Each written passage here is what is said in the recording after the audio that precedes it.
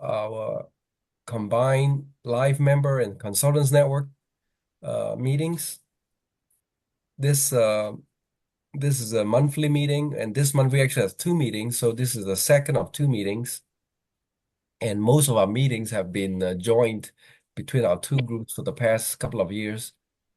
The consultants network, we promote the development of members' careers through professional and social networking, including publicizing member skills and sharing potential professional opportunities.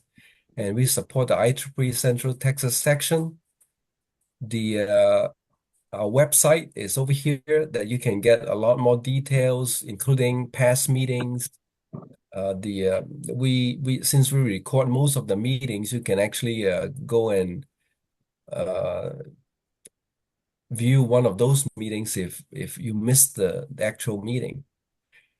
And for the live member affinity group, we have automatic membership. You just have to be at the right age 65, plus the number of years of IEEE membership to be equal to or greater than 100. So this is an automatic membership. You don't pay anything. Actually, it's free. Or your IEEE membership dues became free once you reach this, magic milestone. We hold monthly meetings with mostly technical content, but also a lot of non-technical content, such as financial, healthcare, and such. And the website is this one, r5ieee.org/ctx-lm. We do need your help, or you can suggest topics for future meetings, including various technology and non-technical items such as even finance, hobby, travel. And if you have some, well, I mean, many of you that are already at the nice retirement age that have spent your career in engineering, we certainly like to hear your story. So we cover, health, aging, and engineering, science, so forth. We do have one or more tours a year also in our group. Also, another very useful consideration is you can become a speaker also at one of these meetings. So you can talk about technology or one of these other items too, if you are interested in. So let Kai know, especially, to arrange for an upcoming talk if you are interested. Here are the officers for our two specific groups. So I'm not going to go through all of them. You can look at them and you can see them on our web pages too. So for upcoming meetings, next month we have a very interesting talk by, is it Professor? Yeah, retired Professor Ellie Cox. It's on marketing, and I don't think it's very technical, but it should be very interesting from what he is showing us here for his intro, I suppose. So, Kai, do you want to say anything about it? This is a poster of his talk. He gave one in my community. I find it very interesting and humorous. So whatever he did, and he brought him to New York City to exhibit his hobby. So I just want to reserve everything else until you attend the meeting, you'll find out. Yeah, so it looks very exciting. We look forward to that. And then we have more in May. We have kind of an annual event now too, a Science Thursday at the Bullock Museum. This is setting up several tables that, we present interesting experiments and talks to our young upcoming, STEM students. Well, actually regular students, but we want them to be interested in STEM. Yeah, usually grade school through maybe middle school. And then in June 11th to 13th, we have our second live member conference in Boston this year. And this is the website to get more information. Everyone is invited to attend. Obviously, you do not have to be a live member. We have interesting mostly technical topics actually related to seniors, but not necessarily. So pretty interesting.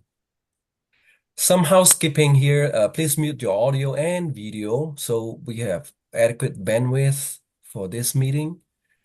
Use an identifiable username so we can n- not for the Defense Department to track you, but so that we can track, for our statistics for our meetings. So IEEE statistics. And you can use the chat box to ask questions. Our speaker will answer them later. And and at the end, I guess we can all turn on audio and video to ask questions too. And at this time, I'm gonna turn it over to Kai to present our speaker for tonight. Yes. Maybe I can read. Okay. Is it too small, Kai? Yeah. I have a little thing I can show. Let me see if I So can. so it's okay now. I can show my page. I can share my page. So Sarah is the Chief Product Marketing Manager for National Instruments, our portfolio. So she has experience in test and measurement in wireless communication technologies. And for her career, spent time in marketing, product management, service, test, engineering, and application.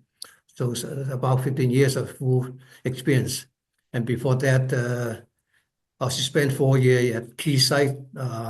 It's also a technology company. She did a little bit different things, and she obtained her degree from Texas Tech. And her background is in microwave and millimeter wave technology. So Sarah, I'm gonna insert my page and go ahead. And I think yeah, go ahead and share your page. All right. And I will say too, um, feel free to interrupt me while I'm talking if you would like to ask a question. I want this, this is kind of my standard deck. So some of it is a little bit of a sales pitch, and I know we're here to talk about technology. So if you see something interesting and you want to spend time on it and talk about it, then let's do that instead. I think that'll hopefully make it more enjoyable for everyone. So, all right, can you guys see my full screen? Yes. Okay. Okay. Right. So Guy's been asking me to do these talks for a while now, and I remember the first time I did one, we were talking about what is 5G. Gosh, Yeah. it's probably about 10 years ago at this point. And so we've come a long way. I think we're starting to see 5G networks get rolled out. For many of us, we might not have even noticed a difference, which is okay. But I'm here to talk today about kind of what's going on with wireless research currently and how we're getting into now 6G research. So I'm just going to start off by talking a little bit about some of the trends that we're seeing. And just start with a basic introduction for what 6G is, because like 5G, it's not just going to be one thing. There's going to be a lot of different technologies and a lot of different applications that end up making up what 6G will become. And to kind of organize everything and make it easier to talk about, I've bucketed it into 3 different areas. We have spectrum expansion, we have new applications, and then looking at doing network optimization.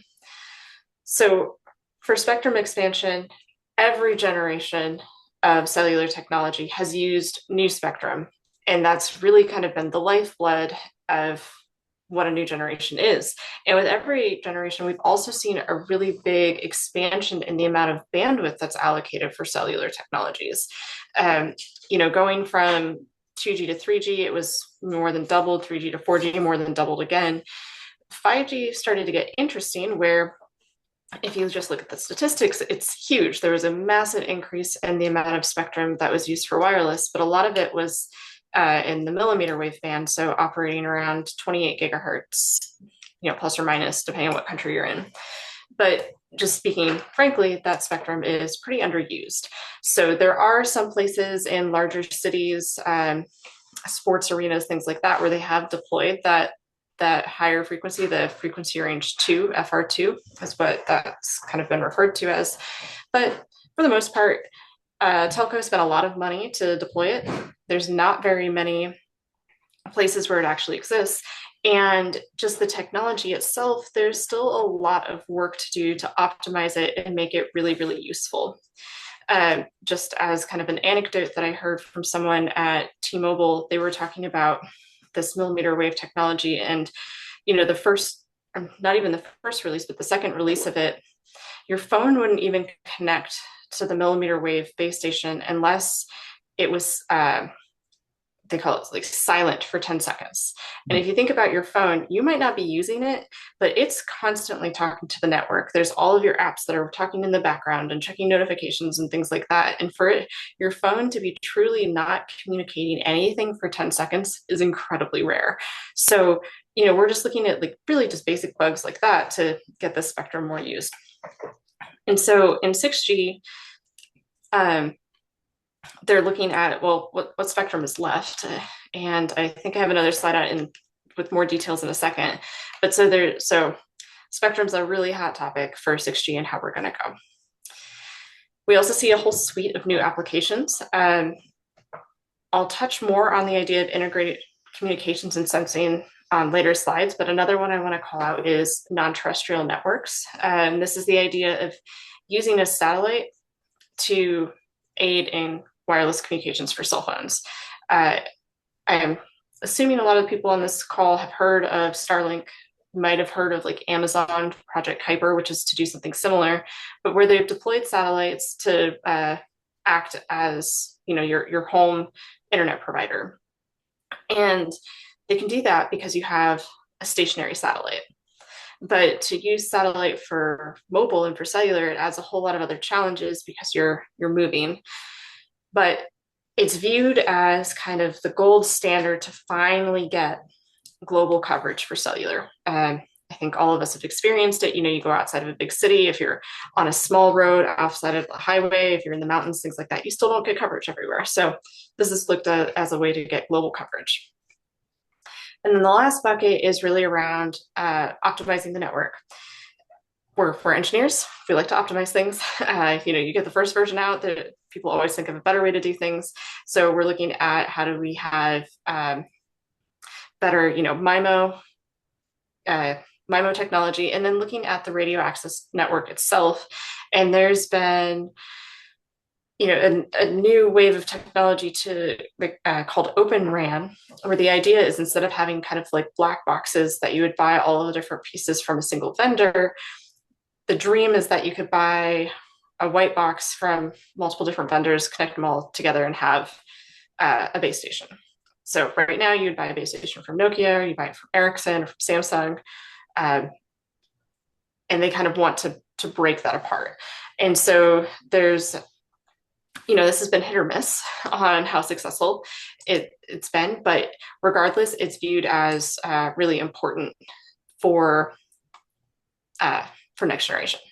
So let's see. So, okay. RFI is your topic of interest. And what does RFI stand for? Radio frequency interference. Device A clobbers device B. Yeah. Okay. We'll get there. I've got more on that one. I just wanted to make sure the topic was on the table. It's on the table. Yep, definitely.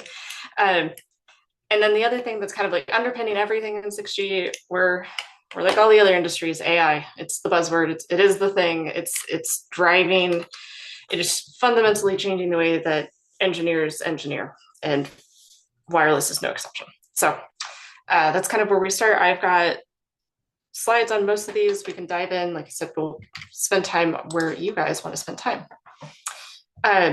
just to give a timeline, set expectations for what's going on. Release 15 was the first 3GPP release for that had 5G in it. 3GPP is the standards body that does the cellular communication standard. We're now getting ready to kick off release 20, and release 20 is going to be the first ones to have items for study around 6G. And then release 21 is going to be the first one where they actually, instead of a study item, it'll be a work item. And so that's where we start to, it's not just research, writing the spec, and then that'll kind of get finished and handed off in 2027, and then we can start deploying 6G. So I wouldn't expect a 6G handset to come out before 2027, 28, but the research has been going on for a long time. And 5G research has also been going on for a long time, and there are still topics in 5G that are going to continue. So, see the comment about cellular being driven by consumer demand. I agree with that one. Okay. So, all right. So you asked about spectrum and the idea of, well, who's stepping on who, and how do we play nice together?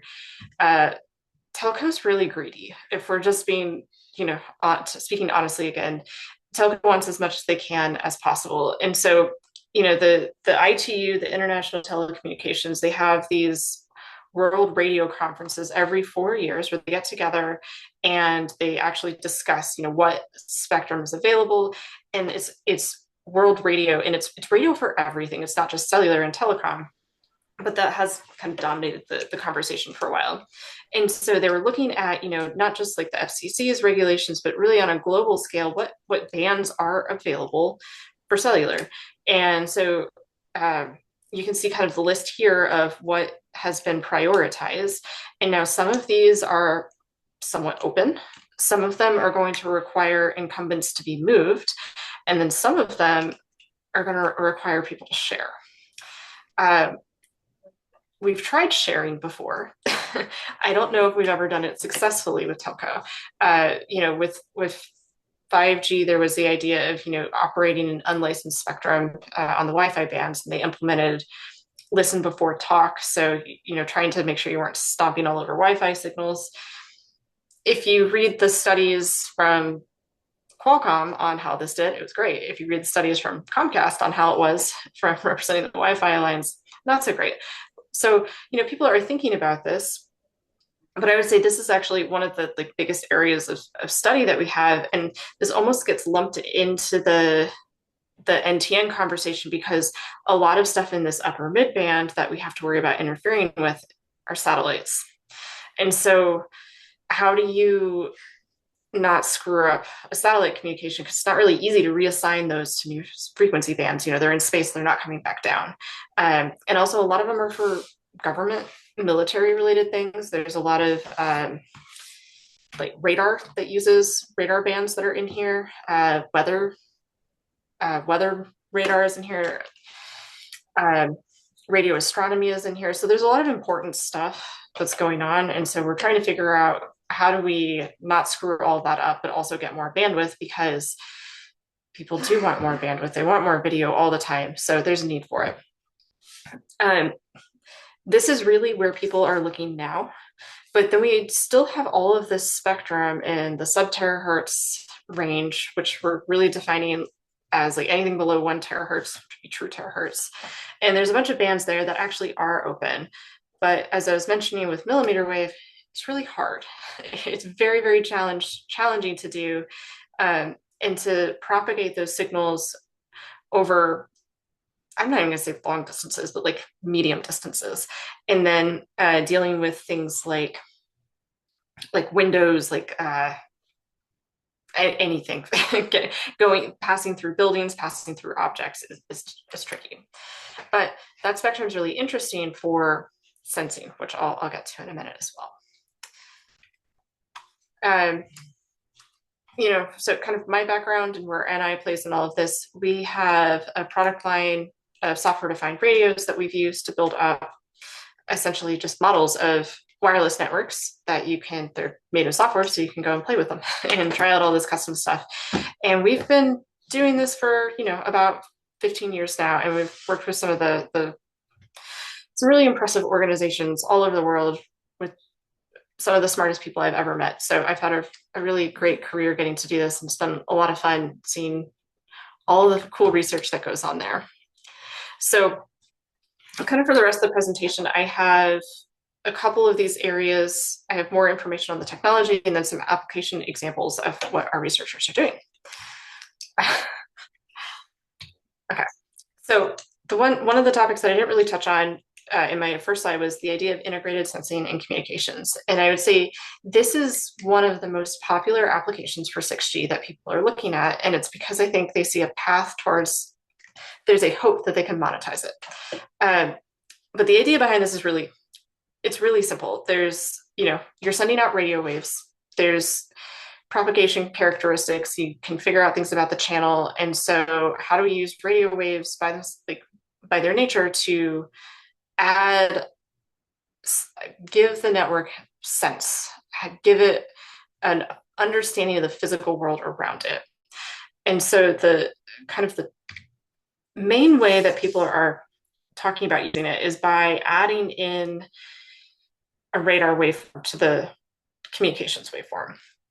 And so what they're looking at is saying, okay, if I have 100 megahertz for my signal, for my communication signal, maybe instead of using all 100 megahertz of that to send data, maybe I use 80 megahertz of that and then put 20 megahertz for a radar. Totally arbitrary numbers, but that's kind of the idea that we're seeing. So there's really a couple different ways that people are looking at this. It's combining radar and comm signals is one, but then there's actually a lot of other research that's going on of saying, like, maybe we don't need radar, maybe we actually just need math. And so there are people that are looking and studying algorithms, and they say, okay, if I know what an OFDM signal looks like, there's multiple different base stations, so I can do kind of triangulate and look at comparisons of signals coming from multiple different places. What can I do with math and signal processing to kind of gather some of this same information? And where this comes into play, I'm actually gonna go back to my last slide a little bit. There's a lot of cool application ideas for this. And one of them would be in cars. So, you have automotive radar now as a thing, but, if you could have a single chip that could do communications and radar at the same time, it saves in the space of the deployment. And then the idea would be, okay, for truly to get to self-driving cars, we need radar and some sort of sensing, but then having a way for the cars to talk to each other and communicate with each other or communicate back to cellular. And so that way you can kind of offload some of the processing and share some of that processing when you have multiple vehicles on the road. So I say that's a nice one that people talk about a lot. I haven't seen the research come into play there as much. But the other area where this sensing is really interesting and it's really becoming popular is in that sub-terahertz band. The wavelengths are really, really short. The bandwidths are really, really high. And so you can get really, really high accuracy positioning measurements. And what people are looking at is doing gesture control. And so, thinking about the, what do they call them, the Vision Pro, the goggles that Facebook is coming out with. And I don't know Facebook specifically, but other research areas that I've seen, it's putting an array of antennas and transmitters for sub-terahertz in the goggles. So that way they can, using kind of radar techniques, be watching your hands, then use AI on top of that to recognize different gestures to do gesture control via wireless communications. So this is an area where I've seen public demonstrations from folks like Ericsson that are looking into this, and they've got some pretty cool ones that you can try. There's actually some students at UT that are also looking into this as well. All kinds of interesting research projects on kind of that terahertz side. And so here's an example of a university in Japan that took some of our millimeter wave equipment. They weren't even at the terahertz, but they're creating kind of these custom waveforms and adding in some radar to do ranging, and then looking at the different and looking at the OFDM signals and how those are scattered, and creating they called it 2D and 3D Doppler tracking to gather physical information about the world around them by combining sensing and communications. So pretty cool area there. And then I have a lot more. Like I said, this is a bit of a sales pitch deck, so I'm going to skip through some of these next ones. I also can talk about another area here. I'll just pause real quick. Anyone in the chat, any questions that we want to try and address before I get to the next topic? I had one about frequency allocation. Yeah, go for it. Sorry. Okay, I'll read my chat. Yeah. The spectrum allocation, US centric or international? I would bet it's centric, since every country seems to have their own set of allocations. It is. Every country does their own. You're right. So the ones in the US, the FCC does, and that's centric. But like I said, there's this the International Telecommunications Union, ITU, and every 4 years they hold the World Radio Conference, WRC. You can go read the notes, it's all public. And it's actually like those WRC meetings it's like international governance, like it's international treaties. So it's all meant to be open, and they're not forcing anyone to use any of the frequencies that they select, but it's with a goal to have global harmonization and saying, okay, everyone get together, everyone compare your really wild and crazy spectrum maps, because we know they're wild and crazy. There's not tons of space left. And then just seeing, okay, well, they've divided it into 3 regions. I think the US, it's like US, Canada, Mexico, and some other places. And then you have, China. I think China might be its own, but there's 3 different regions with Europe and Africa, Australia in there as well. And then they look and they say, okay, so region 1, region 2, region 3, and try and even say, well, is there something for for that region that works, and harmonize even within the regions, and then harmonizing globally as well. So there is an effort to do that. What actually gets picked up, it's not always global, but it's a nice thought. And if you don't have the conversation, we're certainly never going to get there. So it's been a good exercise, and there have been some kind of, we've coalesced on a few different things, and it does actually really drive where we see the research and where we see the chips getting designed. A lot of different companies, a lot of different designers will look to that and say, okay, well, the ITU bands are what we're going to follow. And then since the US and China are both such big markets, they can kind of push their own agendas. And if there's like an FCC band, there's a chance that, you have FCC. But it's typically, US might do their own thing, China might do their own thing, Europe kind of sticks together as Europe, and then there'll be occasionally like Korea and Japan will do something slightly different. India is an interesting one to watch. But you could ask the question, why have the WRC then? I think that there's so much. There essentially is no cooperation in the world. I don't think it's that there's no cooperation. I think it's that every individual country has incumbents, and there's costs to moving that. And so before we started this process of coming together globally, things existed. Well, let me challenge so that's part that. Of it. Let me challenge that.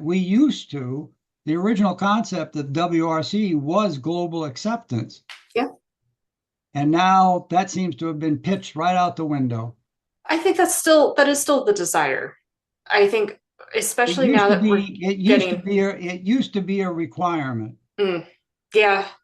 Now that we're getting into these higher frequencies where we are encroaching on satellites, I think that's much tougher to be a requirement because of so many incumbents there. I would say, like, just being realistic, we're never going to find global harmony for a new band because of how far we are into this industry and how much stuff already exists and is in use. That there's not just one clear one. I mean, even in 5G, there wasn't a clear one. Things have to be reallocated. Yeah, your comment about satellite is quite interesting. Yeah. I am curious to see what happens with satellite. I don't know. I'm not at WRC. It used to take 4 years to get a frequency allocated. It still does. Yeah, it still does.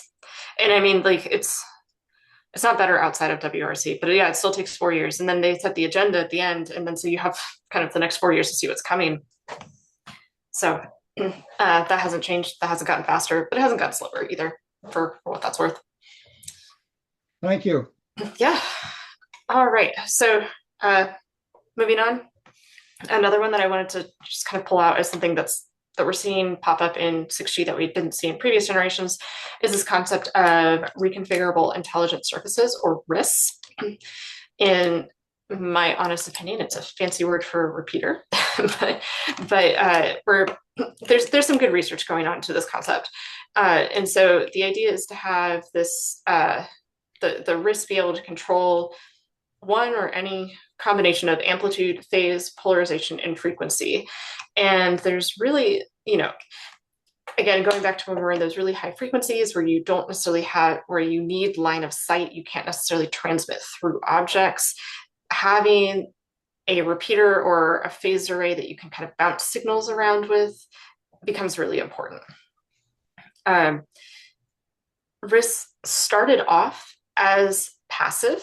The idea was that it could just be passive and you'd not have to, power it. It wouldn't amplify the signal, but that's really more of a pipe dream. A lot of this that we're seeing now, it is active, which is why I say it's kind of a fancy repeater in a way. But looking at that, the idea too behind RIS, one of the ways that it got started was to drive sustainability and say, how do we extend the range of our cells, our cells and our base stations without necessarily deploying new base stations or without expending a lot of power into the network. So RIS is kind of a cool concept there. It also helps with when you have these high frequencies and you need really, really good beam steering and really narrow beam widths, the RIS can help with that as well. So because they're phased arrays, so there's lots of different ways to kind of manipulate the signal there. And so, like I said, beam forming is a good one, reducing base station power, we're trying to get better channel coverage and optimizing your link. So this is a pretty cheesy illustration, but I like it where you can, you might have the tower and it can track a bus directly, but it could also be reflected off of a RIS panel. Some of these are actually pretty cool if you look into the different materials that they're using. Like there's some where they're trying to make them clear, and like 3M has some clear. It looks clear from kind of far away, but it's really like a clear substrate with really, really fine metal printed on it. But putting that on windows, for example, it would be something that you could see in an urban area where, that would help with cellular. And they're also talking about using that for getting signals from outdoor to indoor. You could have, a panel on the outside, a panel on the inside, and some sort of feed through to them. So RIS is it's pretty neat technology, covers a lot of different engineering areas beyond just communications field. They also just look really cool. So I like some of these setups where, you're using a radio to send out a signal and then receive it back on multiple different channels and kind of see what you can do, see how you can extend the range and things like that. People put them up in different chambers, looking at doing, mapping to and comparing simulation versus reality when we start building up these panels. So kind of a fun technology. I would say this one's it's been really popular in research. I'm not sure how popular it will be to be commercialized, but it's enjoyable to read about. So I'm excited that academics are taking this on and kind of advancing antenna technology in a really cool and interesting way. So pause there again. Yeah, quick question, derailing things, you might cover this. I'm curious about any additional or new security measures with this, especially piqued my interest talking about RIS, and that seems like a perfect man-in-the-middle application for like an IMSI snatcher or an SS7 attack. So I don't have slides on that in this presentation, but yes, it's security in 6G. That's like we could spend a whole hour on that alone. But actually RIS is looked at as it could be a good way. Oh, sorry. I said, cool, let's do that. Yeah. So RIS is actually thought too, it could actually be a good way for security because it is so narrow. So instead of radiating broadly to anyone who's around to receive your signal. Now you can do, pencil width beams to just send the signal to one person. It doesn't get around that kind of man in the middle concept, but it does kind of give you more directionality, and you have to be more intentional about who you are communicating with. So that's one. I would say one of the other areas that has come up that I don't know if this group is thinking about at all, but for 6G, this is the first wireless generation that has to be ready for quantum and for when we break quantum with the computing and the encoding and decoding. So we have to think about, what does security look like in that? And quantum computers aren't available today, but the first version of 6G will be deployed in around 2030, and it's the generation to 2040. And based on kind of the way things are going, we'd be really naive to think that we won't have, that our current encryption is going to last that long. And so there is kind of research into how do we re-architect our networks, how do we re-architect the structures to make them resilient towards quantum attacks. And I'm going to admit, this is not my area of expertise. I am not a security person, but there is a lot of thought and intention going into security and around security that I haven't seen in previous generations. Just even the fact that people are talking about it this early is new. So, yeah. Thank you. I got one with respect to the advancement of the technology. Yeah. And could you, off the top of your head, the impacts of technology moving forward based on government sponsorship and company proprietary concerns?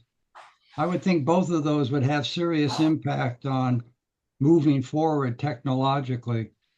So I would say the government side of it, I think it is going to change the US's position for sure. So much research, companies do research, but when companies do research, they have different goals and they have different motivations, and they accept failure differently. Like, academic research really does play an important role because they can do crazy things and not have to worry about the business model. And so having government funded research in any area is still critically important. We're seeing that decline here. We're not seeing that happen elsewhere. There is still money flowing in for, government funded research in other areas. Now, when you say companies doing proprietary things, I think there are places in a cellular network, and actually maybe this is a good time. Let's jump out of my sales pitchy slides and move forward a little bit. Yeah. So there are places within the network that kill my share. Mm-hmm. I think I did. For companies to add their own flavor and their own IP and kind of keep their special sauce. But, there's still a desire to do things and to share certain aspects and to share kind of, the core building blocks and the core pieces of it, and then allow people to go and do their own thing. And I think AI is actually a perfect application of that. The 3GPP is looking for frameworks and saying how to integrate AI. And people are talking about, how do you label the data? What are the right tags that you put on it so that everyone can collect their data in the same way, so that we can, when we're training data is an area that's the proprietary thing is causing issues where your model is as good as your training data. And so there's desires to keep that as well, but to have interoperability between different vendors, there's a need to share. So I do see kind of that back and forth, and that struggle is something that could actually prevent AI from being adopted in certain applications for cellular. But there's very, very much still a desire to have a single global standard. With 5G they did, with 6G there's still a desire to do that.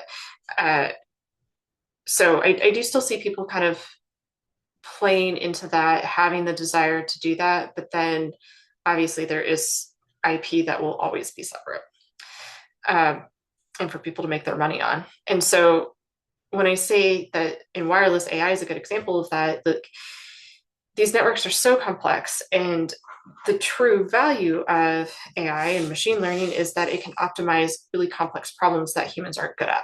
And wireless is like almost a textbook perfect example of that. And we have all kinds of areas where we're already starting to see AI being used. And channel estimation is probably like one of the easiest ones and one of the most popular examples. Doing channel encoding and decoding is another one that's really popular. And then looking at beam steering and like beam tracking for phased array antennas is another one that's been really popular, where there's a lot of agreement that like AI will add value there. Okay, got my screen all screwed up after I can't get your chat previews anymore. There we go.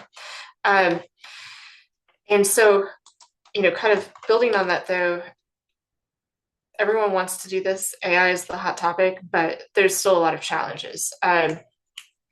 Data sets, like I said, data sets are a big one because data is held by the carriers. They have data about what happens on their networks, but they're not going to share it. It has proprietary customer information, so there's privacy concerns around it. But as you alluded to, it's also valuable, right? Like they're the ones that have it, so they don't want to just give it away for free. And there's information in there that could be considered, kind of not necessarily a trade secret, but it's certainly an advantage to have this data set. So that then makes it really hard for academics to come in and contribute, because to build these models and to do actual AI research, you need the data set. So it's kind of that's a challenge. The next one is it's still new. So there's not a lot of industry best practices, common tools. Like I said, the metadata formats and kind of like a completion of data sets, that's something that people are working on. And I would say there's discussions around. And then just it's a manual process to generate data sets, no matter how you do it. If you're doing it in person, I don't know if anyone here has been involved in doing like channel modeling campaigns where you go out and you have your system and you set it up and you take a bunch of measurements of the model, and then you move it somewhere else. And like it takes hours and hours and days to do these campaigns. And like that's a small set of data. And if we're really talking about doing a ton of different AI, you need a bunch of different data sets. So there's a lot of challenges that are wireless specific around using this new tool. But one of the areas that we're looking into is saying, okay, how can you use a software-defined radio to generate data sets? And so we've open sourced the tool that we made, so everything's available in GitHub. It's to kind of share with the greater community, but it allows you to use a software-defined radio and combine that. You can either do you can do this over the air, or you can use channel emulators. You can define different scenarios, and then you can run a bunch of different situations to generate that training data.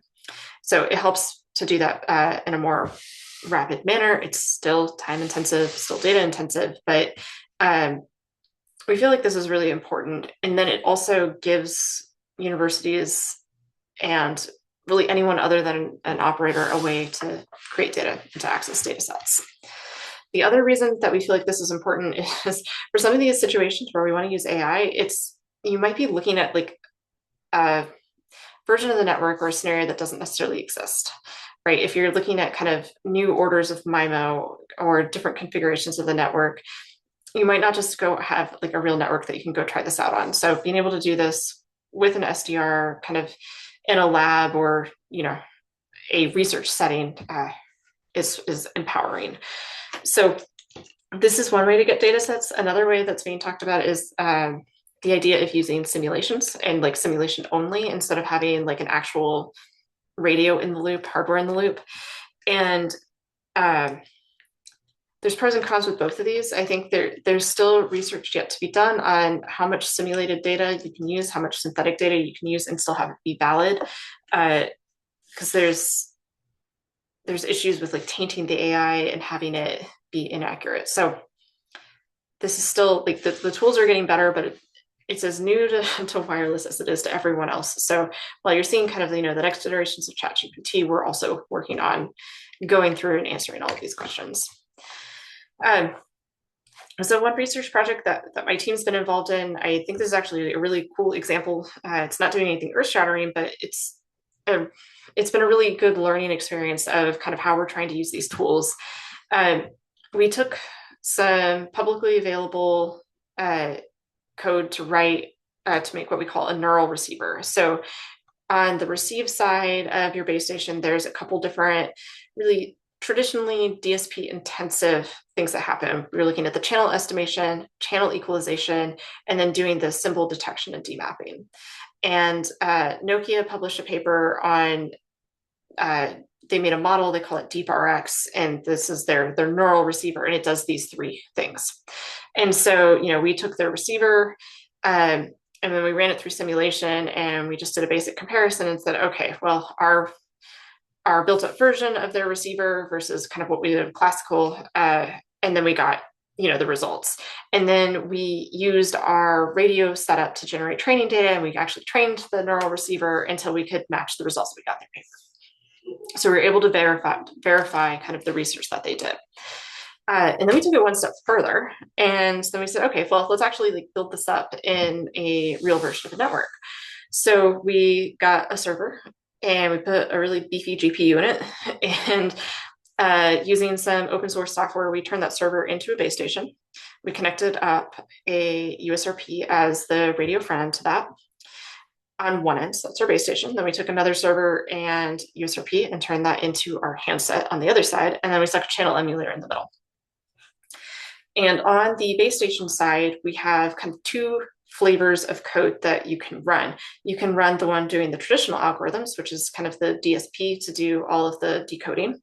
And then we had one where we implemented that the ML model, the DeepRx model that we had trained using our all of our recorded data, and we stuck that in the middle of it.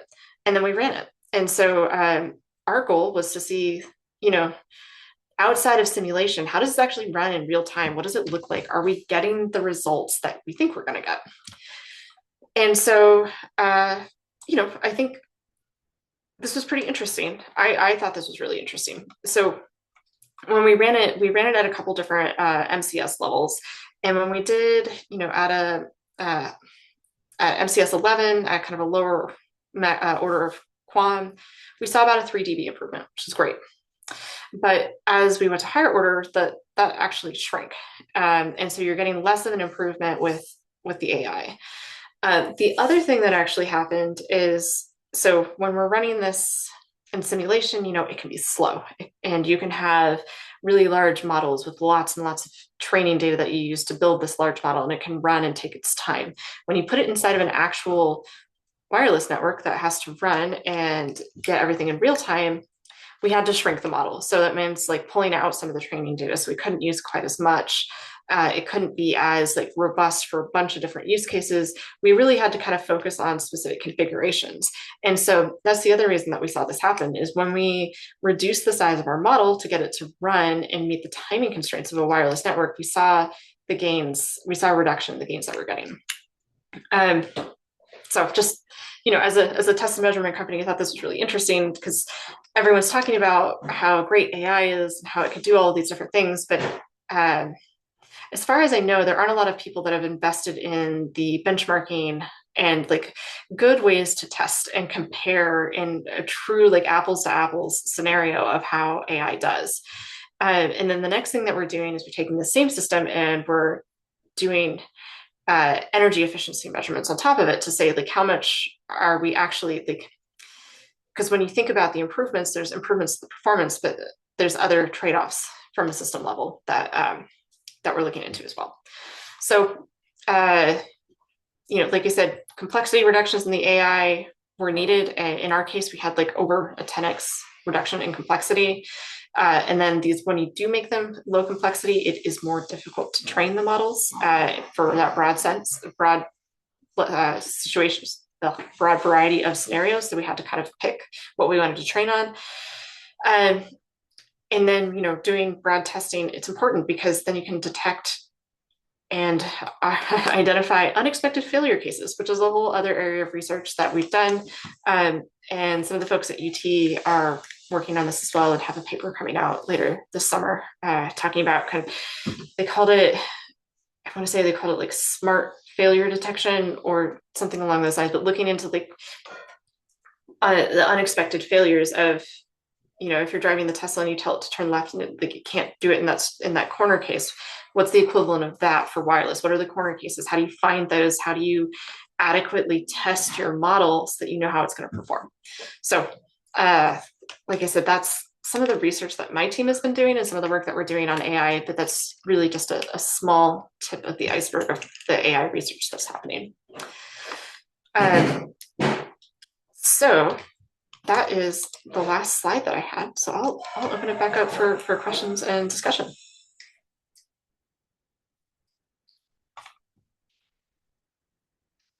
All right. So please open up. Yeah. Any other questions, guys? Oh, hey, I'll grab the floor. No problem there. How about your impressions on the economy versus the cell phone business? My impression is you guys got more money than God, but I'm really curious if that's the impression. I don't think that's accurate.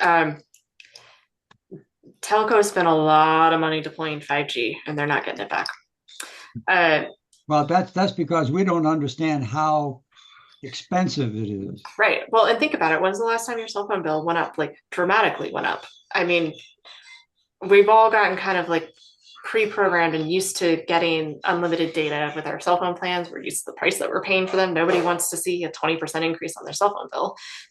Maybe some people are, but I know my phone bill has been the same for like a decade. So that's part of the problem. There's a challenge now where if you go, I think like Nokia is probably the most consistent. If you like look for Nokia presentations, they really are talking about like how to reshape the business structure, and they want the people that run on top of the wireless network to start paying for it.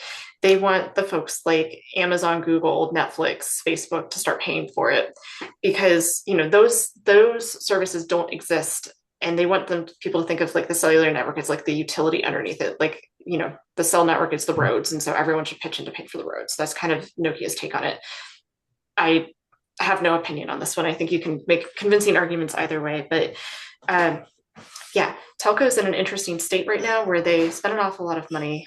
And so the other thing is if you listen to a 6G presentation from most people, the big theme here is 6G will be an evolution of 5G. It won't be a revolution. It's how can we reuse as much infrastructure as possible? How can we do software updates to get new functionality?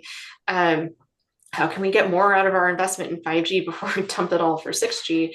And it's very, very business oriented. It's very much about making it profitable, making money. So there's that aspect of it where everything kind of going into the standards is still focused on that. But on the research side, you just still see people doing kind of like crazy off the wall things like sub-terahertz research. It's pretty clear that sub-terahertz won't be in mobile communications anytime soon, but there are still people looking into it, and there are still big organizations that have research that are looking kind of in that 5 and 10-year horizon to see how that could be used. So it Sarah, definitely doesn't feel as and share your page so you can see everybody. Okay, great. Thank you. Yeah. So anybody open up your mic and ask questions. Okay, I enjoyed your economic impression. How about this one? I talked to a cell phone provider, and they said in their market, there's a segment that changes their cell phone every year. Mm-hmm. And then there's us old guys that maybe change it once every 3 years. And we're talking significant amounts of cash in my estimation. So I don't see any economic pushback from the consumer. Is that an out to lunch opinion? I think it's been changing, and I think that used to be the case where, every time there was a new iPhone, people would go out and buy the new one. That really in the last 5 years, that's been changing. I think there's less new features, there's less improvements for the standard consumer, and people are holding onto their devices longer. And Apple, like if you go and you read through Apple's earning reports and calls, it shows in their numbers, it shows in the iPhone sales, like they are slowing down and they are seeing this change where they don't have as much value to offer. Phones have also gotten crazy expensive. If you're spending $1,000 on a phone, you might keep it a little longer, and people are. And so I think like 2 years is getting closer to the standard. So that's changing. The market in India is really doing interesting things there. So like that kind of is keeping them afloat in other ways. But there's so much pressure to be low cost in India that it's also its own beast of a market. So how do you address that this is a finite resource? Or is it? Oh, it is. It is. I didn't even put any sustainability slides here, which is like shame on me. I represent some working groups on sustainability and green communications. So there are, the Paris Climate Accords had goals for 2040, and a lot of the telcos in Europe have committed to being net zero by 2040. And there are a lot of people doing really, really fantastic work into saying, how do we make our networks more efficient? How do we make them use less power? It's like 2 to 3% of the global power usage comes from base stations. And it's just kind of an absurd number if you really think about it. And the cellular ICT, the cellular communications industry is on par to have, like, we're catching up for emissions and kind of the global emissions. We're not too far off. We're going to catch up to aviation is what it gets to, like, because of all the resources that we use and the power. Like we're on track for that, and the insane growth rates that we're having as well. And so there has been a lot of work to actually reduce the amount of energy used per bit of data sent.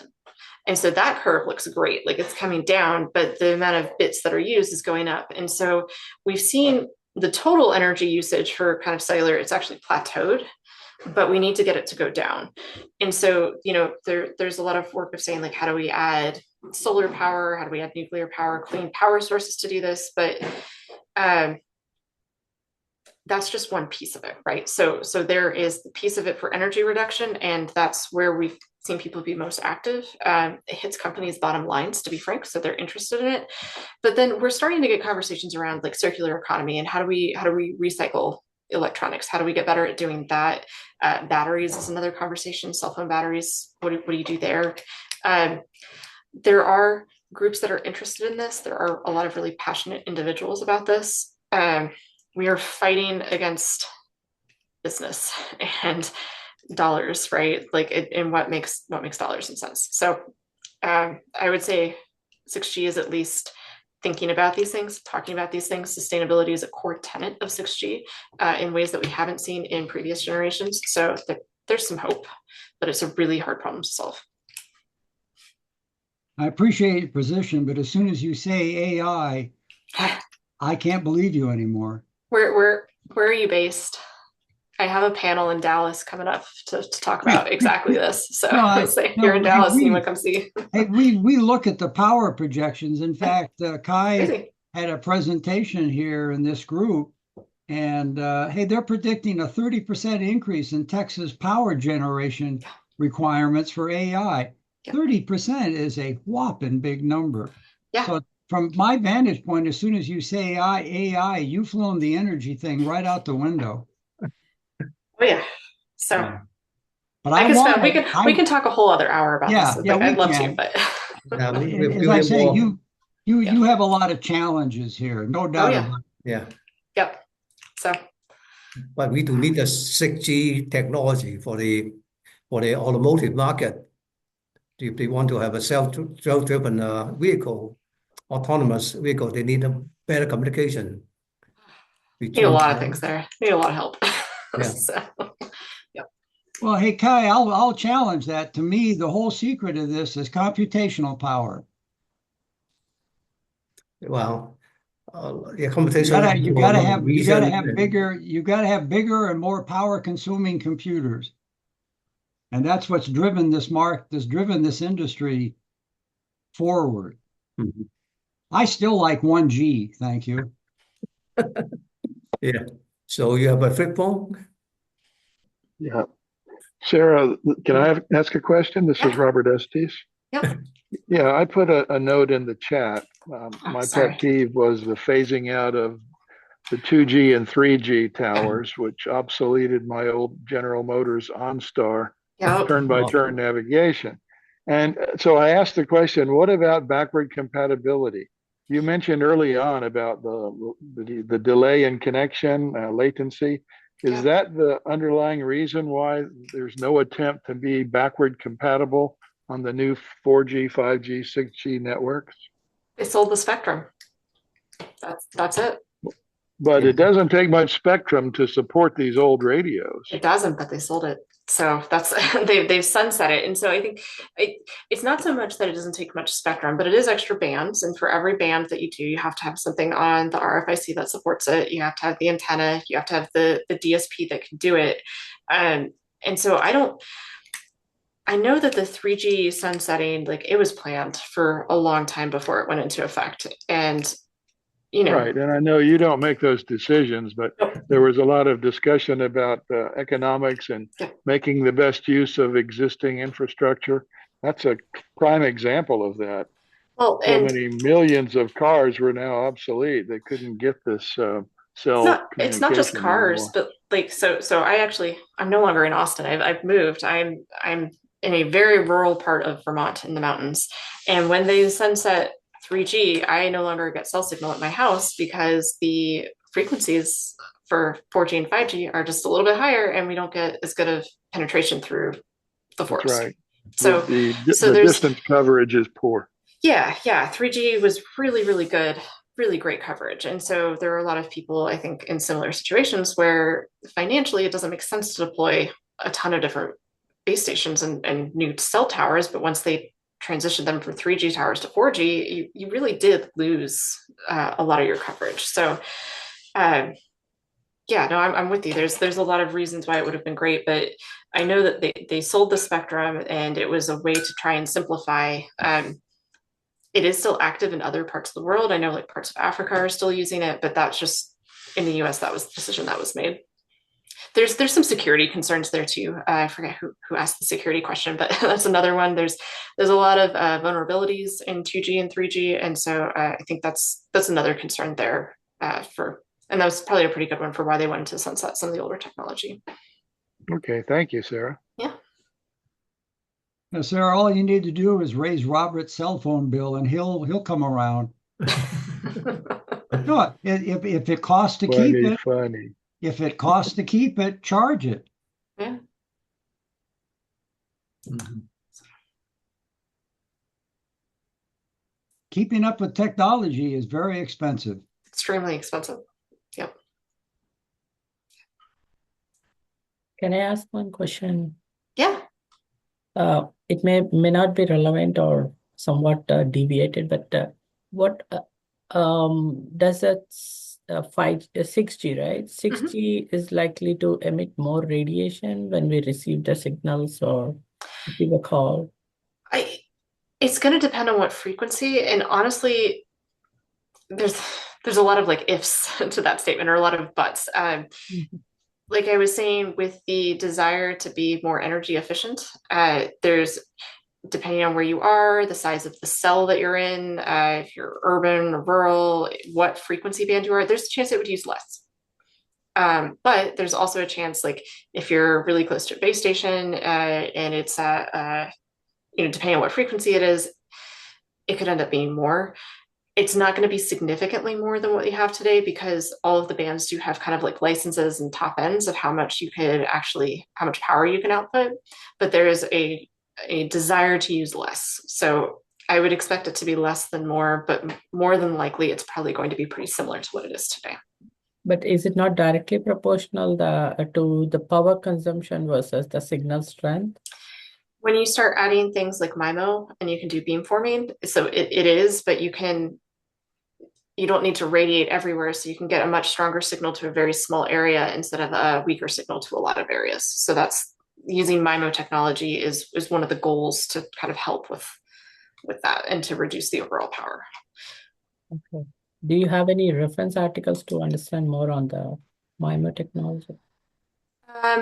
Not offhand, but just like I said, good words to Google would be like massive MIMO. I think ultramassive MIMO is Qualcomm's, and Samsung is extreme MIMO. There's some really funny names for it, but they have some good papers. I would say Samsung and Qualcomm are the two that probably have the best on MIMO and some good explainers. And Ericsson has really good like intro understanding concepts as well. So those would be the three that I would check out. Thank you. I think UT has a very good program on MIMO. I think a couple of professors, I think it was Andrew and other ones. Yep, Jeff Robert Andrews. Robert Heath in San Diego now. Yep. So you can go to his school, probably you can find some paper that reference him on that topic, MIMO. Yeah, sure.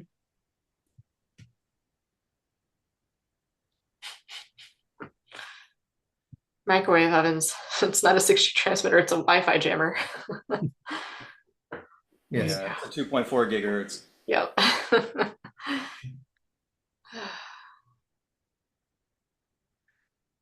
So time is like 7:38. Yeah. Any other question from the audience?